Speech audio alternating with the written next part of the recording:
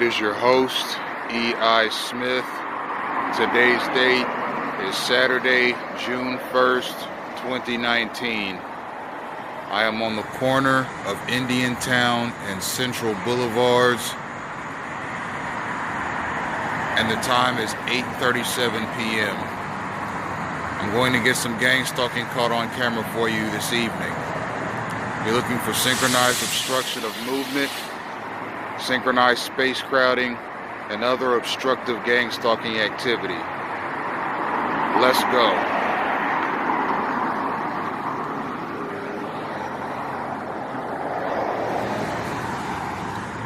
I'm gonna make my way to the intersection of Indiantown Road and Delaware Road here in Jupiter, Florida.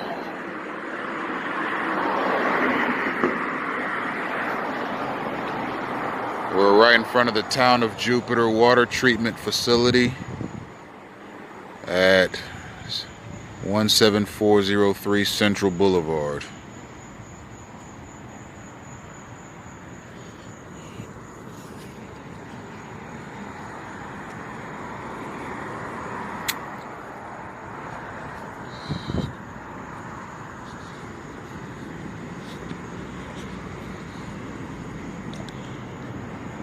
There's some synchronized space crowding right here. Again, a targeted individual's footsteps are timed. His direction is noted. And there are other factors that are taken into consideration when obstructing a targeted individual's space. Those are not coincidences. Those are derivations. The minute I come to a crosswalk or driveway, there just happens to be a car approaching. That is a psychological obstruction that is meant to destabilize my sense of personal space. And notice how these cars always appear right as I'm getting to the intersection. Not back there at the water treatment facility, but as I come to the intersection, that's when the cars come. They're trying to desensitize me to cars, namely 2, 3, 10,000 pound pieces of metal coming in my general direction at any given time. They're trying to desensitize me to that. That's called desensitization. They do something to you over and over and over and over again until you become numb to it. But they got the wrong guy. This is systematic, synchronized fascism. And what kind of man would I be if I just dropped my arms and said, okay, I accept this? I don't accept it. Gang stalking is trash. It's garbage and it's worthless. Furthermore, it's misapplied. A person who has the right connections in whatever intelligence, military, law enforcement, or semi-law enforcement elements orchestrate gang stalking. You know, a person can get placed into this for making the wrong enemy. If your enemy has the kind of connections that it takes to put you in a gang stalking campaign, whether or not you've committed a crime or whether or not you have terrorist ties or tendencies.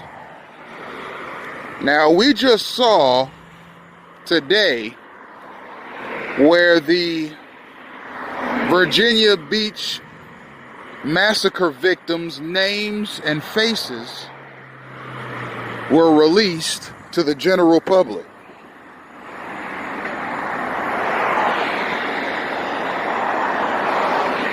In what world, and mind you, gang stalking is allegedly a post 9/11 crime/terrorism prevention program. It's meant to make a person terrified to be terrified to commit any sort of a crime or terrorist action.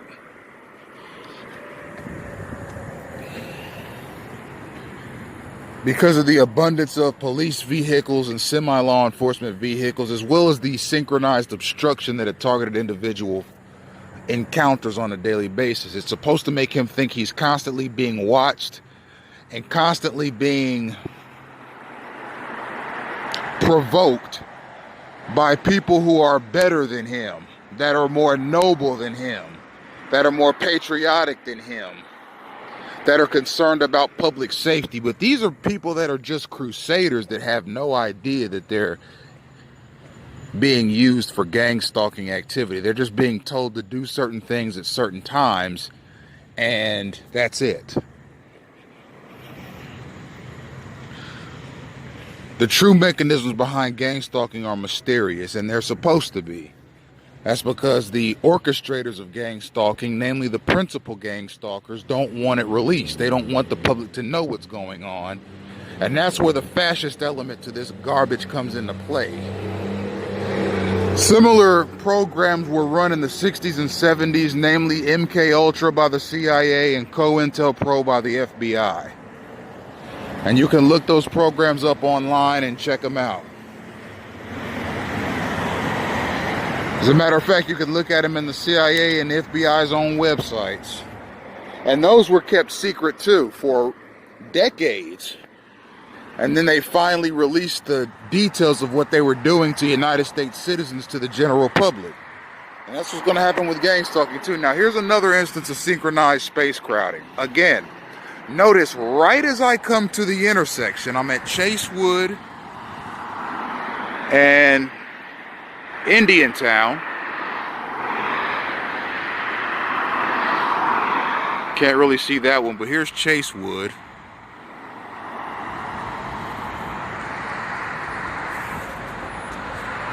Chasewood and Indian Town. Right as I get to the intersection, that white van swerved over in front of me. Notice how his cue didn't come when I was 50 feet back or 100 feet back. His cue came to swerve over into the right lane of the next street as I was approaching. That's the thing about gang stalking. It's made to provoke you as personally as possible. If that truck or that van had taken a cue when I was further back, it would have been impersonal. I could have just written it off as just another car driving down the street. But that's not what happened. As soon as I got to that intersection of Indiantown and Chasewood, that van swerved right over in front of me as soon as I got to the intersection. And we've seen that a couple of times previously. Those are not coincidences, ladies and gentlemen. If something like that happens to you, to the point where it's no longer believable that those are coincidences, they're not. They're derivations.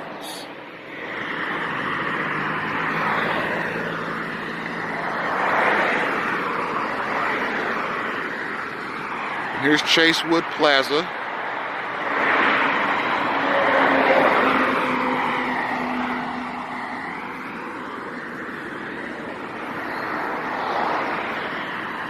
That is called synchronized obstruction of movement. And that was a derivation. That was not a coincidence or just a person that just happened to be where I was. That is a gang stalking tactic. And it is meant to crowd my space and provoke me and annoy me to no end.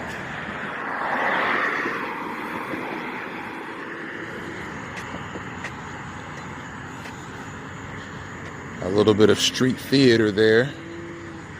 Again, what are the chances that that kid happens to be skateboarding as I'm walking? Not 20 minutes before, not 20 minutes after, but right as I'm walking. and coming up to Bush Road in Indiantown, there's a skateboarder right there to pass me by. Again, you can only see stuff like that so many times before you realize it's a derivation.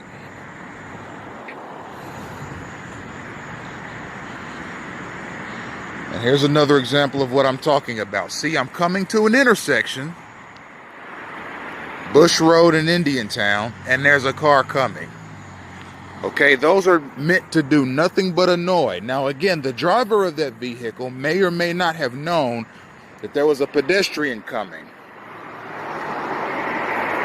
But the principal gang stalkers, the one that gave that driver their cue, did know that a pedestrian was coming, namely me, a targeted individual, somebody that sees this stuff all the time, and it's trash. It does nothing to prevent crime or terrorism, and they misapply it.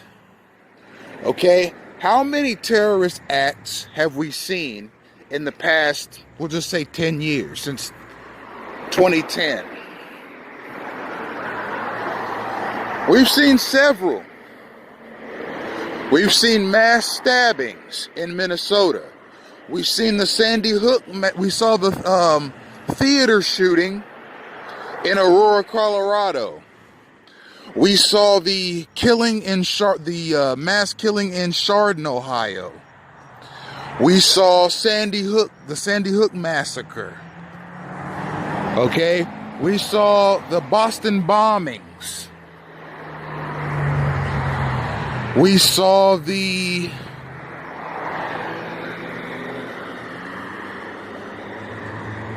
Marjorie Stoneman Douglas killings right here in South Florida.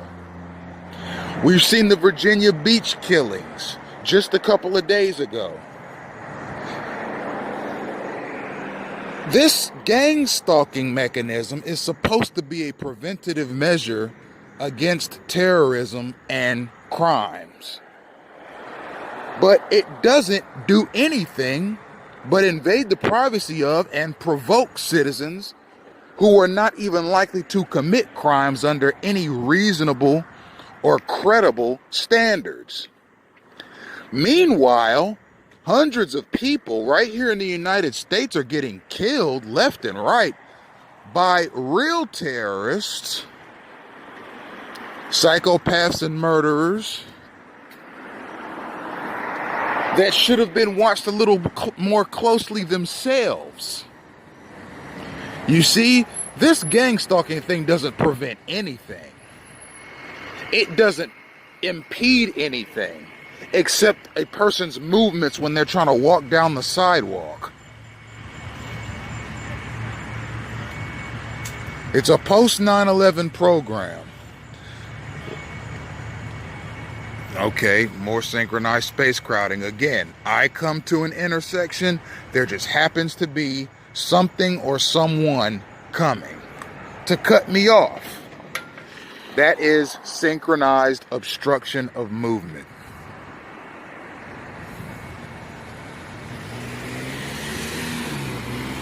It's not a coincidence. It's not random people just going about their day. It's derived, synchronized behavior. And here's a Jupiter police cruiser right here, as you can see. I am simply walking up the street, and that is all. And I've said it time and time again, where there are public service vehicles, there are free gang stalking examples to be seen. Gang stalkers turn up the heat and are told to take cues around police in case the targeted individual gets resistant. That way the police can apprehend them and the gang stalkers can go about their business confidently.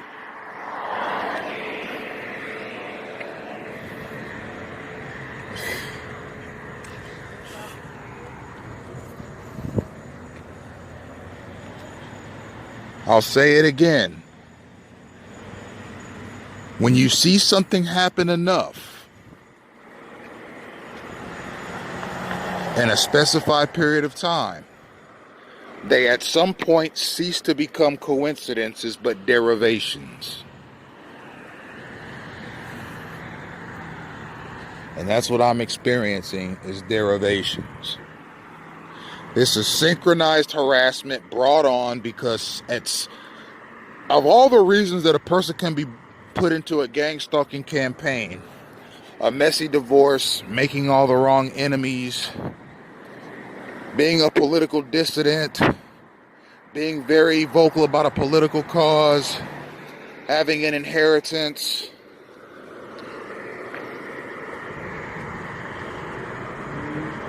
etc., etc. And there are several. The two that seem to apply to me is making the wrong enemy and having an inheritance. I have made several enemies in my life, and I was told back in October of 2018 that I had an inheritance through my maternal grandfather, who left it to me through my maternal grandmother. My maternal grandfather has since passed away. He passed away in 2005 at the age of 86. And my grandmother is still alive and kicking at 91 years old.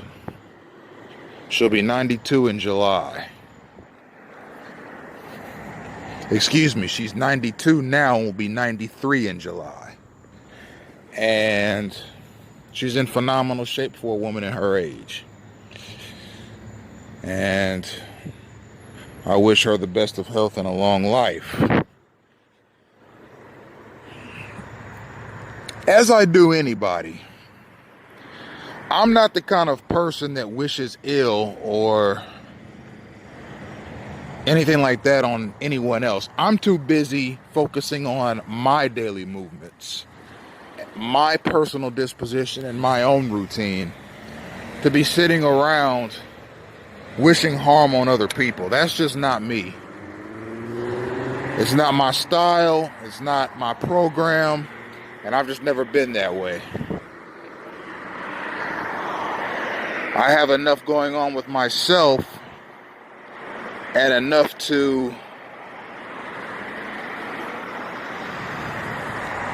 do with myself than to sit around and contemplate horrible things happening to other people. That's just not me.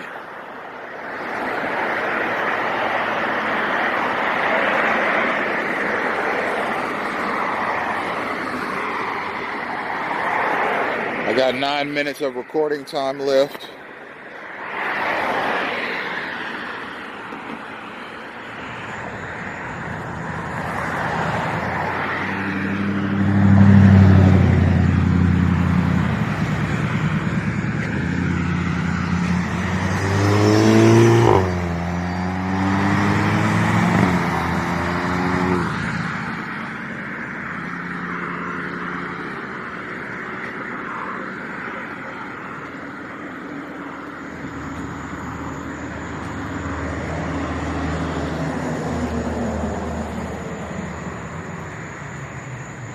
I wanted to get the Jupiter police vehicle on camera back there to illustrate that an abundance of public service vehicles up to and including police vehicles are something that a targeted individual sees often. Now, why?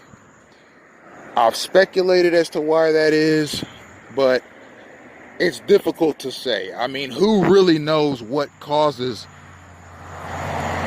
a person to see the same kind of vehicles over and over? It might have something to do with the stoplights. Maybe the stoplights are being tampered with to where a targeted individual's location in relation to the nearest police cars and other public service vehicles are traveling. For example, if I'm supposed to see a police cruiser on my way to Delaware and Indian Creek, maybe there's a police cruiser a mile back that I may or may not see on my way. No. Let's change it. Let's say that there's a police cruiser 10 miles back that I may or may not see on my way but the principal gang stalkers, the orchestrators, want me to see that cruiser. They have the kinds of connections and resources to where they can stop lights from turning red when they normally would. To guarantee that I see that police cruiser on my way to this bus stop that I'm going to on Delaware and Indiantown Road.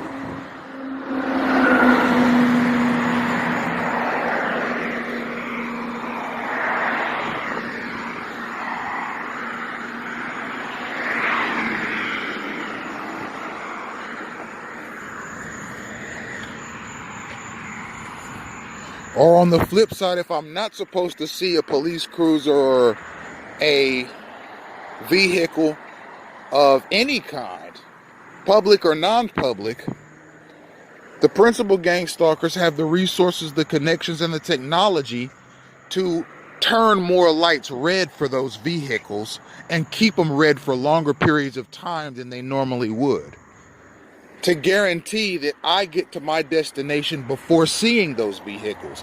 You see, so they can manipulate red lights, they can manipulate stoplights, and make it so that you will likely see a vehicle or you will not likely see a vehicle based on whether or not they want you to see a particular vehicle.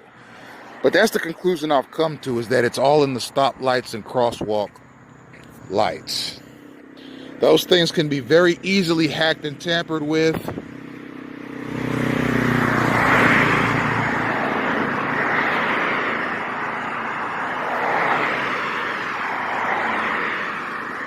And they can be very easily manipulated depending on what the principal gang stalkers want you to see.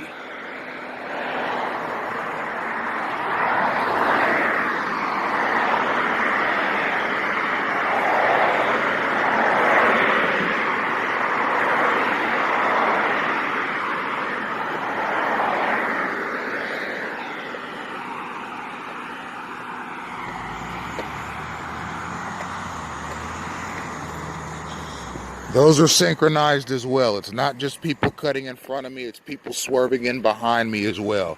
Right as I get to an intersection. Notice that? It's happened 5 times since I've started walking. And I'd say it's not even been 2 miles. But notice how these cars always seem to need to make a turn in my immediate vicinity as soon as I get to an intersection. Not 5 minutes before, not 5 minutes after, but right as I get to an intersection, somebody has to come and cut me off. That's too close for comfort. These are vehicles that are several tons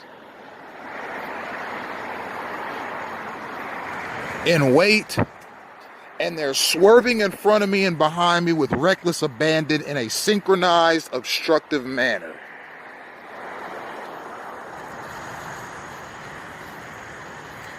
It's annoying, it's dangerous, it's unnecessary, it's illegal. I don't care what military commanders or what Pentagon people or what intelligence officers think that this is a good program. It's not. And it probably snuck through Congress. The taxpayers are definitely paying for gang stalking as an alleged preventative measure for crime and terrorism. But as you can see in the news, it doesn't prevent anything. And did you hear that scream that just came out of that car up yonder? That was street theater. They wanted to see me jump. But nothing they do surprises me, nothing they do scares me. I've seen the depths of human invention with this gang stalking mechanism. It's not even clever or innovative. It's just get a bunch of strangers to do certain gestures and movements and take certain cues based on a targeted person's location and direction. It's Jim Crow 2.0, as I've said. Endless stalking, endless provocation, endless harassment. Just like they used to do in the Jim Crow South to African Americans and Caucasian Americans that supported the African American cause. That's all it is. It's the Knights of the Ku Klux Klan riding again.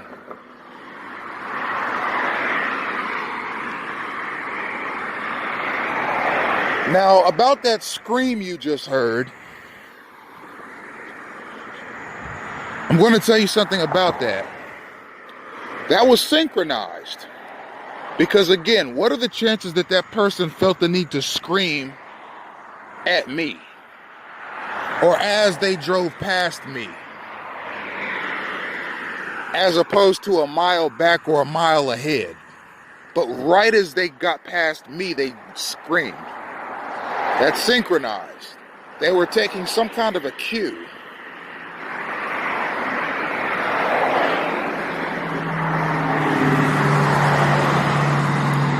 "45 seconds of recording time left. I'm almost at my destination at Indiantown and Delaware Road.